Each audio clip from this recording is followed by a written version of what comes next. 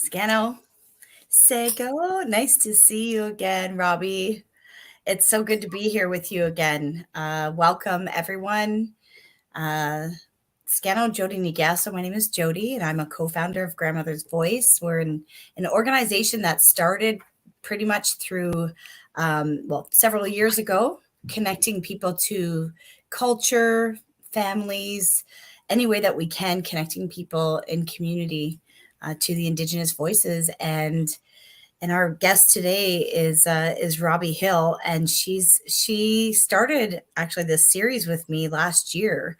So now it's just kind of branded out to this stories of our nations, which came from several voices, Indigenous voices from our communities, from Six Nations and the Halton region, the grandmas saying, these that what we're doing and showing up on this platform is really connecting people.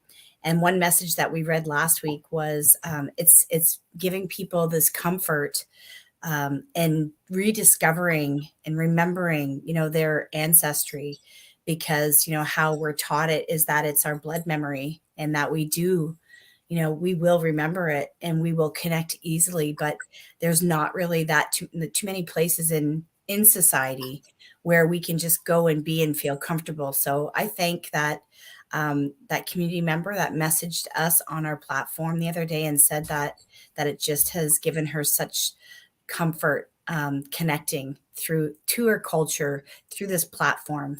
And so I'm just grateful for all of those people who continue to show up and support the voices like Robbie, who is amazing. Just have to say it before you tell your story and who you are.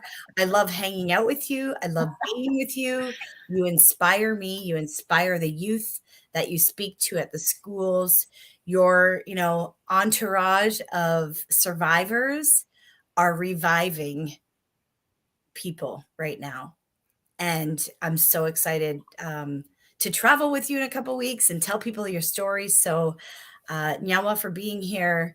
And again, thank everyone for joining us today on this beautiful day. We're blessed with this beautiful sun and weather and everything that the Creator provides for us. And to be able to be here in this time. Treaty Week, there's a lot of stuff to celebrate Indigenous people in this moment. And but right now we're gonna take this time and meet Robbie Hill, who is one of the residential school survivors from the Mohawk Institute Indian Residential School in Brantford. And, Robbie, thanks again for coming here to share stories, update everyone who's been asking what's going on. And good to see you. Yes, it is. It's a long time. Seems like a long time. But yeah, you introduced me as Robbie, but I have a few names. I have my birth name was Roberta Hill. All my friends call me Robbie that know me really well. And there's another name I had too, was Burdocks from the Mushhole. That's my kid name from the Mushhole. I don't want to hear about those numbers because I don't want to be identified as a number even. So yeah, it is really an honor today to come back and talk to people, let people know what's going on. And I think we're in a better place right now, to tell you the truth, because our voices are being heard. And that's really important to us. As you know, when you think about years ago, when you're scared, you can't stand up, you can't talk, you can't reach out for help, that kind of stuff. And those are the things that really stick in my mind, is that when you're in the mushhole, there was no help for us little kids. And so when people say, well, why didn't you ask for help? You couldn't. And you see, and that's how you grow up. We stayed silent for so long, eh? But now no one can keep us silent. We're here talking.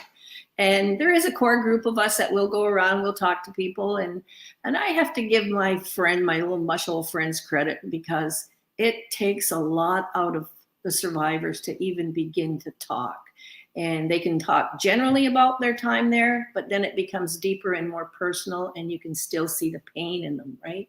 And so we're always there to support each other, like you've had some of them on this program already, like John and Shirley, all these guys that are like, we're just a really close group that, sticks together, because we know we have a lot of things in common, but we've also grown over the years and been able to do things where I would say a lot of survivors couldn't. They got stuck somewhere.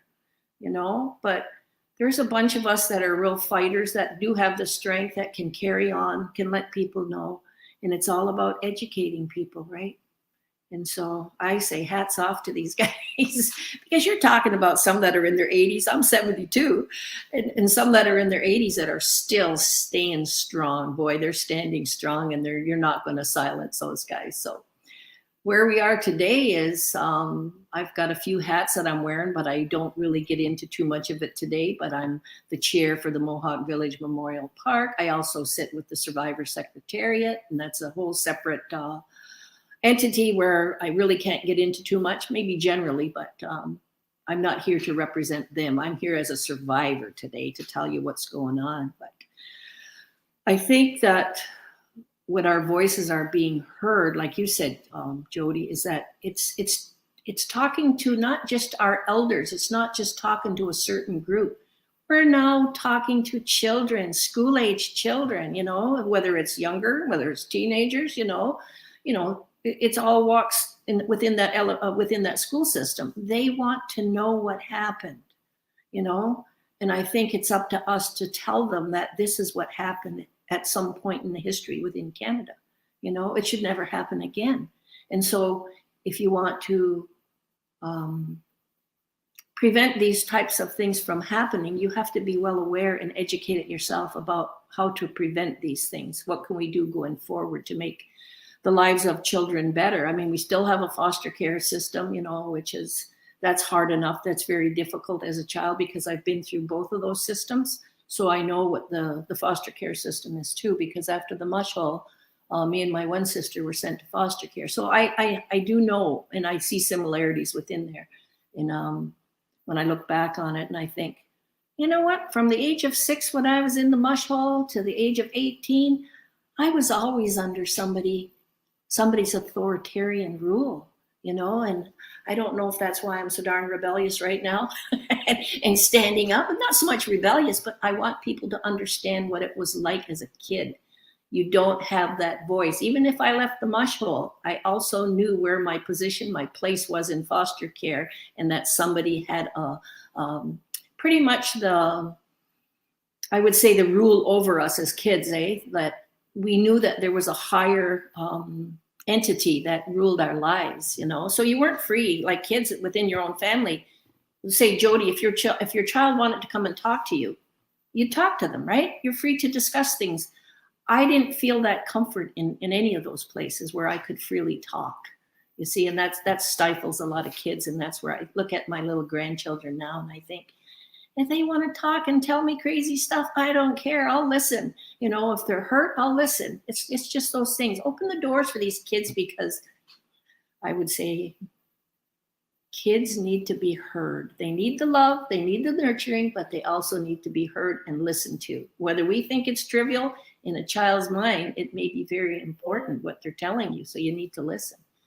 Mm-hmm. So that's where we are right now, but we've got a busy schedule coming up with our survivors. And one of the things that is in the news today is not just today, but recently, would be about the remember when Murray Sinclair said that when they were ending with the TRC, he had put in that one document that it was cultural genocide.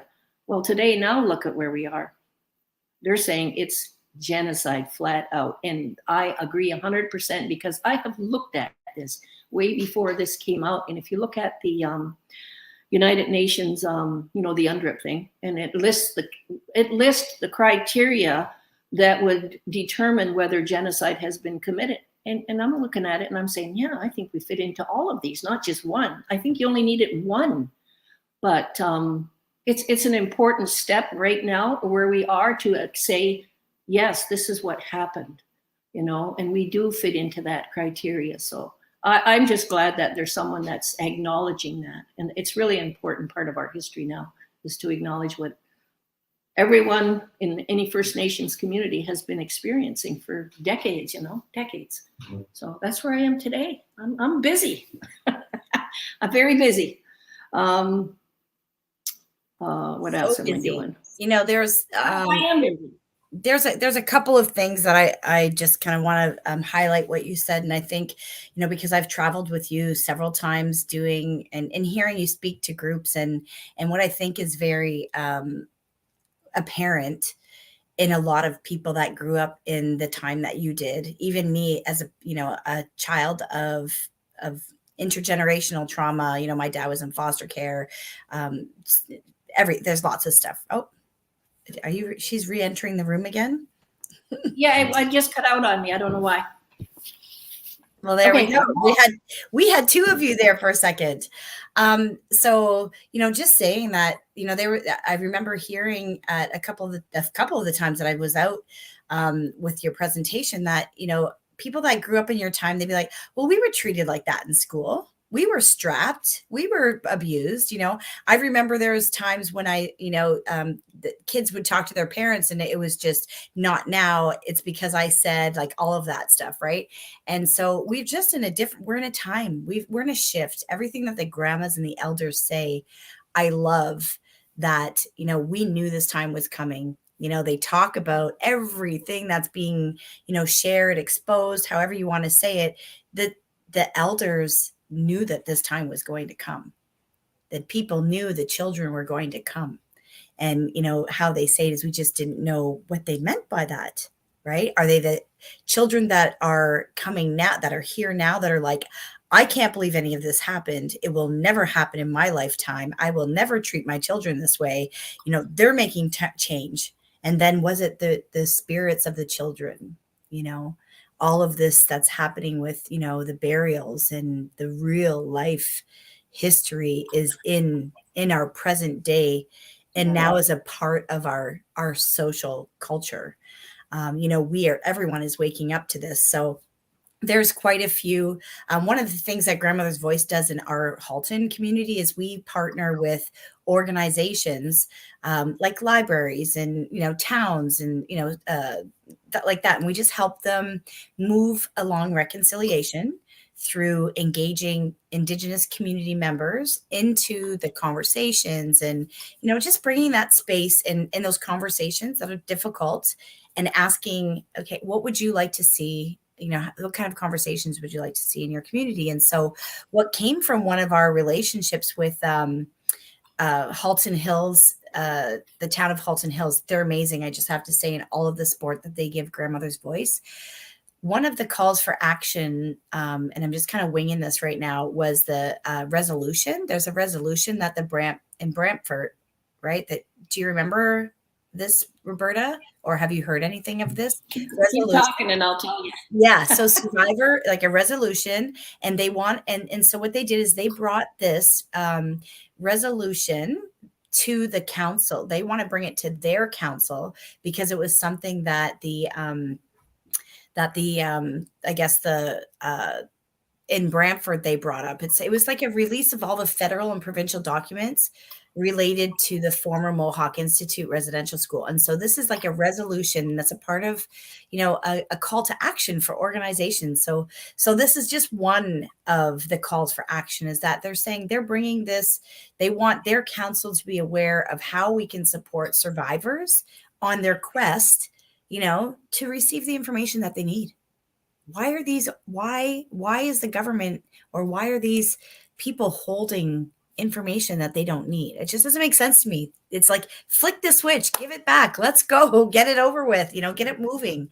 So anyway, I just wanted to touch that. So many people are passionate about what's happening, and they just want to support in any way that they can. So I love that your group is getting out there to do this, to make this path for people to show up and have a voice, and and offer any support that they can. So I just wanted to acknowledge Halton Hills and our Halton community for supporting this, because even then I had schools reach out and say, how can we get the survivors in to talk? So that's something else that we do with you, right?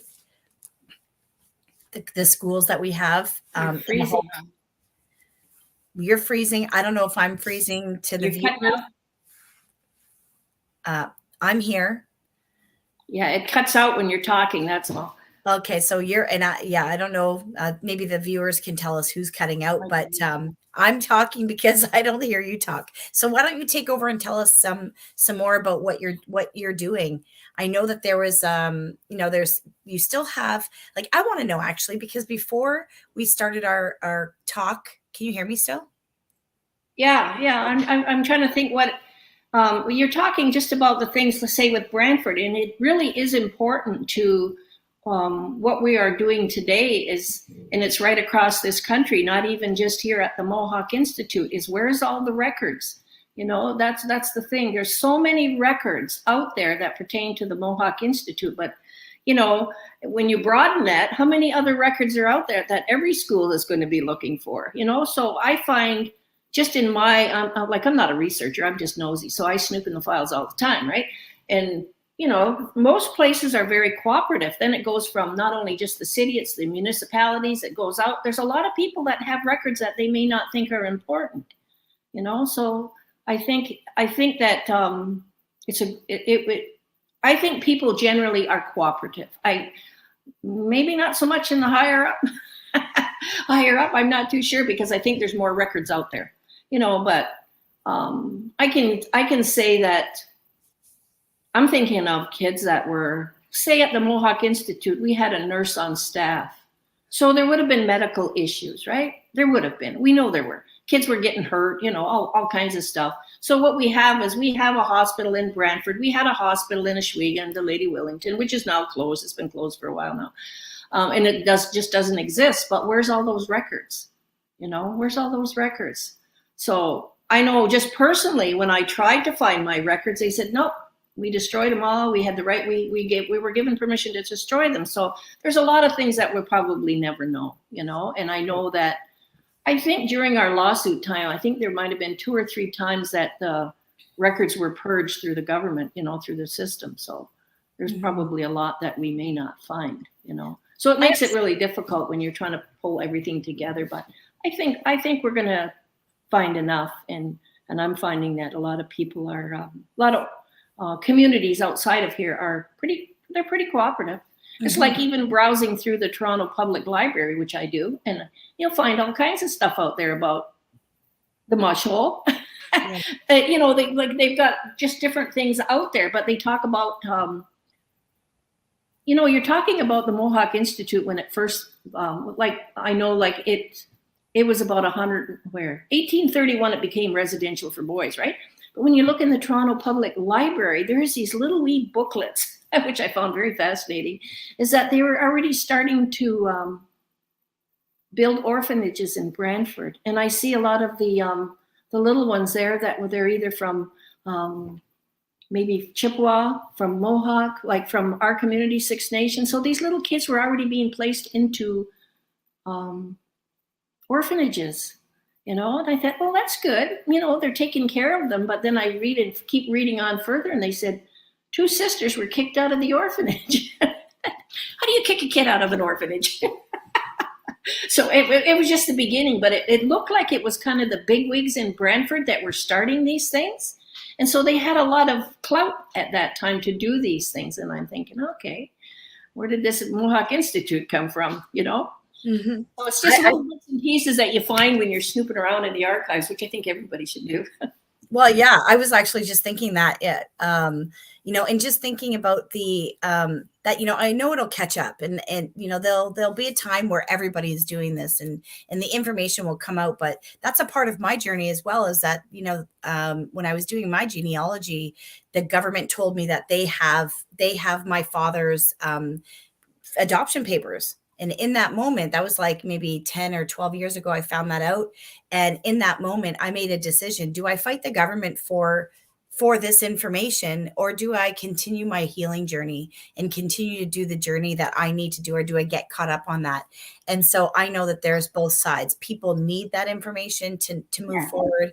And we will at some point in time. But I think my point to this is that there are so many people that you're involved with. You know, before coming on here today, we were talking about just the connections that are being made across this nation that come back to the Mohawk Institute. right? And that's what you guys are finding out, is that there's people that are all across this nation that went to that school. They're And from all over. and so what you guys do, sharing your voice and showing up in communities, we are igniting this. We are waking people up to really want to find out where they are. So on that, I'm going to mention that we're going to Thunder Bay together. This is like a vision and a dream of, I know, the grandmothers, and probably other people out there saying, they're going to come for me. They're going to come for me and they're going to find me, because some people are stuck in that place, right? You were saying that some people just, they don't know where to go. It's like they're frozen in this pain in life, this trauma that they've experienced, and it's kind of like they're just living there waiting. And so I'm so excited that we're doing an event north together in a couple of weeks with elders and grandmas and healers. And we're going in, and you're going to be able to see if there's people there that want to connect. And this is what this is all about. This is the time that we're in, is all about that. You find no matter where you go, like for a survivor, so we always meet somebody. There's somebody who are doing on that same journey we are, and it's about, I always find peace when I talk to people, and I think, you know what, we were never alone. Never. We've got all kinds of survivors out there and all kinds of relatives that, they're just out there, and it's just a matter of, on your journey, you'll find them. You will find them, So I think it's an important time, and if we can connect with even the northern communities, which I don't hear too much from, but we know that there was a lot of I think what we're getting now is information, which is just general information. There's probably about 59, 60 communities that had children sent to the mush hole. So that's a lot. That's impacting a lot when I think about that. And that's just one school. How many out there? And there's so many schools in some of the other provinces, the Western provinces, like they had a lot of residential schools, but it's the fact that just one school can impact that much. Have that much of an impact. And you think, okay, they've done this to us, but also flip it over and say, what have you done to the parents, the grandparents, the communities? What legacy have you left them? And that's important to understand, is that it's not just us as individuals, it's communities that are still going through this and still hurting, whether you realize it or understand it. But I think once people start digging into their history and whatnot, they'll begin to see there's a connection there. And it's bringing that awareness out. And once you're aware of things, we can always make change for the good, right? Well, I think one of my most, I'll say famous, I don't know if it's famous, but my number one advocacy line that I use when I'm talking about this is that we are all affected by it. We are all intergenerational survivors of a corrupt system that built what we have today on raping, pillaging, genocide. It sucks, but it's a reality. And we are all waking up to it. We're just one of many nations this happened to, but we have to not say get over it. We're in it. We were chosen in this lifetime to be in this right now. And from what the elders say, and what those old ones and wise ones say, is that if we really engage this and become a part of it in the healing, then we're going to be healing, and we'll be able to live, another 1,000 years towards peace and harmony, and knowing that this world can be better, a better place. I know it's a long way to go. I'm hopeful. I'm always thinking I'm always hopeful. There's nothing wrong with hope. We have to have hope. You have to have hope. Well, because what happens if you don't?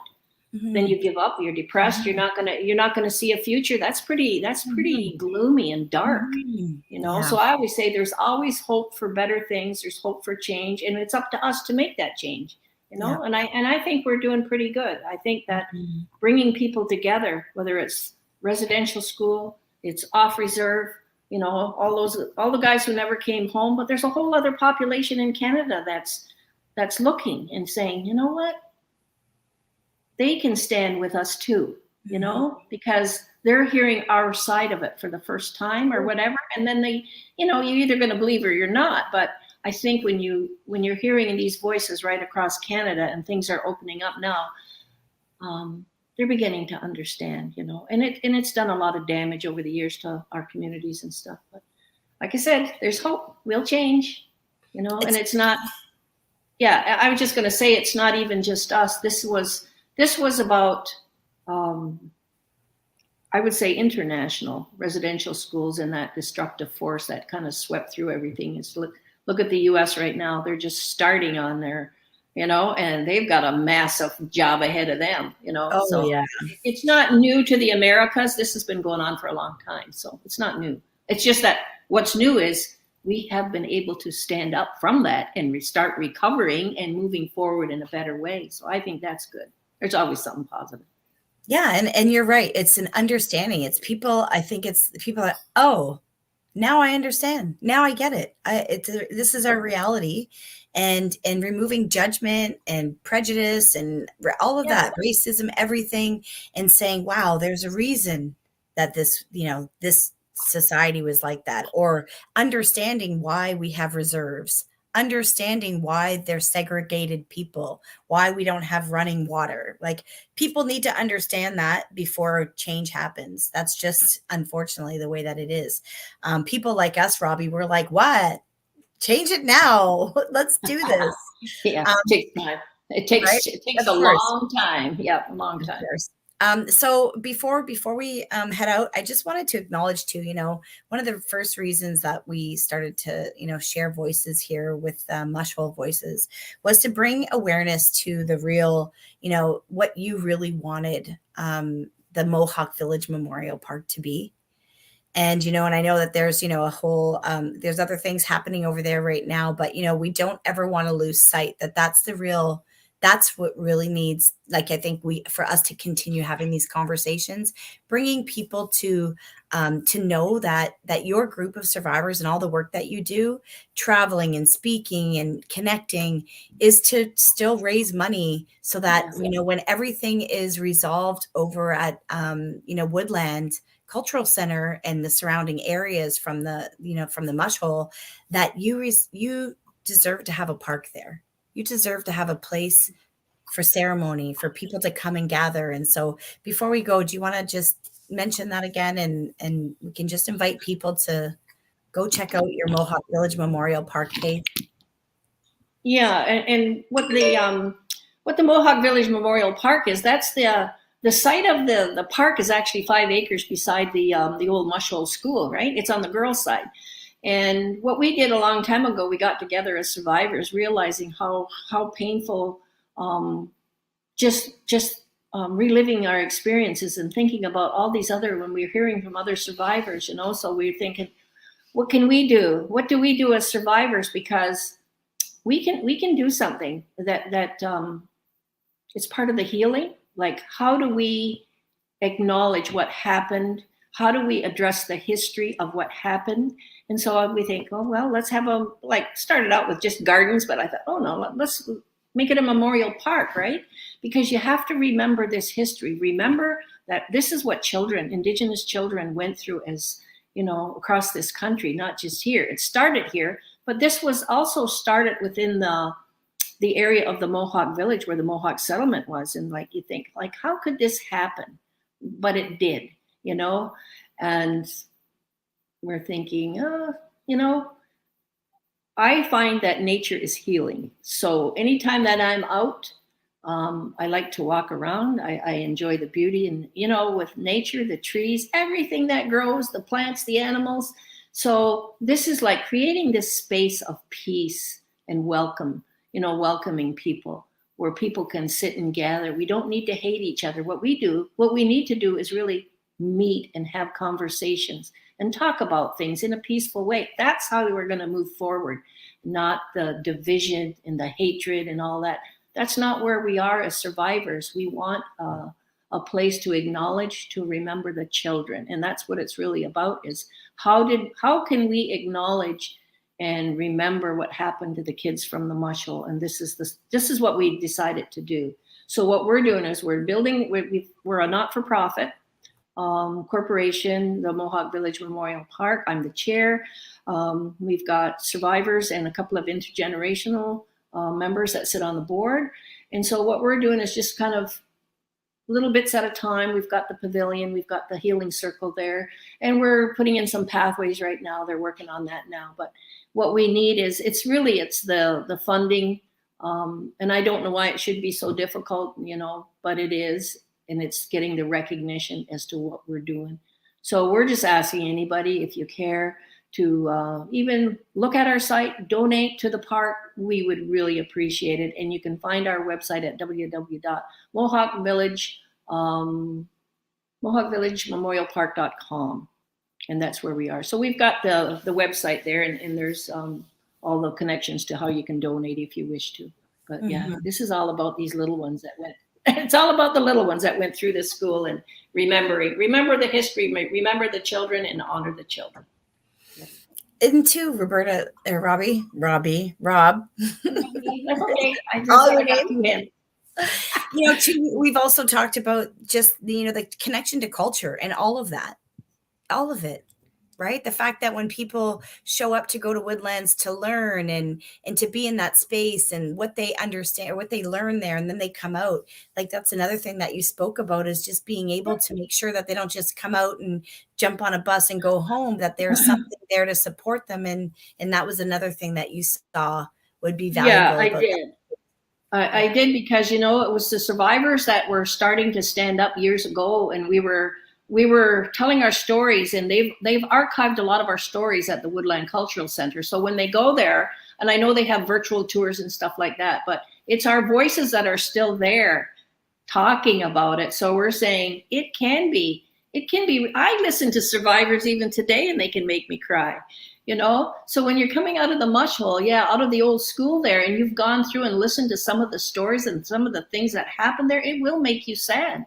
And so we're saying, you know what? When we have this park, this is where you can find some peace. You need time to reflect, to kind of wind down and get yourself together. Then this would be the place to be, place of peace, place of welcoming. And that's really what we want to see, is that no matter what they did to us, we can create this space. We don't have to stay in that space, This is what survivors want. Let's create a safe space, a welcoming space. After listening to all that, I think that's probably one of the more important parts. Well, Robbie, I'm going to plant a seed right now in this moment, because me, I'm just like, just give me one more thing to do. When the time is right. I really believe that. I hope that, Woodland Cultural Center and that whole community realizes that is something that should be done, and that Mohawk Village Memorial Park nonprofit, whatever it is you see, shouldn't be the responsible of the survivors to put that in place. So I'm actually going to, I don't know what I'm going to do just yet, but it just came to me as I'm sitting here thinking we need to make sure that happens, and hopefully it becomes an initiative that's an extension of Woodland Cultural Center.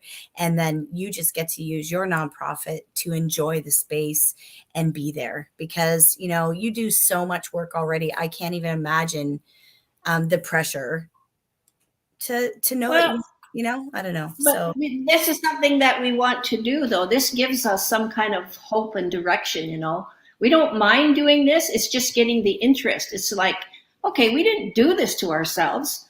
What we would really like is some either provincial or federal help. That would go a long way. Yeah. It really would. For sure. We were children when we were at the school. We should not have to fight for dollars to fund this park. Yeah. And it's not a cruel space. This is basically we're asking for money to build a healthy space rather than that school beside it, which is very unhealthy, Yeah. So yeah. Yeah, I'm excited to keep this conversation going.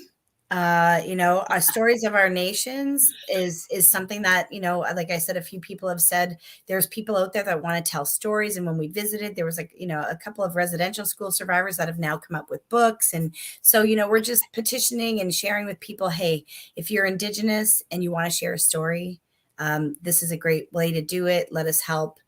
Elevate your voice and what you're doing. You're more than welcome to message us, and then we'll probably see Roberta. I think it's in a couple of weeks. We're going to do this every other week, and just keep the momentum going to help bring bring forward. And we have a lot of stories, actually, Robbie, that we have to continue to share, because we have stories of things that, we've done and are doing. And, you had your event recently, right? The one on September 30th. September the 30th was really a good event because it brought people together that hadn't been together for years. So I found that really, really a good thing emotionally, mentally, is that because they're fearful of coming back, but once they came back, they'd seen their old school buddies, and it was so nice.